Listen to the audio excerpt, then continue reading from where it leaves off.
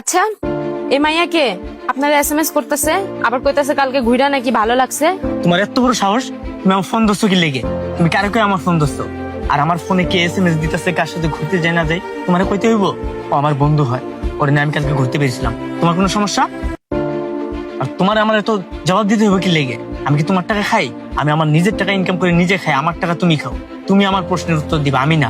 আরেকবার যদি এরকম দুঃসাহস দেখাস না, তাহলে চলো কিন্তু একদম ছাইড়া দিম, কথাটা যেন মাথায় থাকে। আচ্ছা, আমার এত লেখাপড়া কইরা কি লাভ হইলো? আমি ভালো একটা চাকরি করতে পারতাম, কিন্তু আপনারা ভালোবাসা বিয়ে কইরা আমি আমার স্বপ্ন নষ্ট করছি, ভালো একটা চাকরি হারাইছি।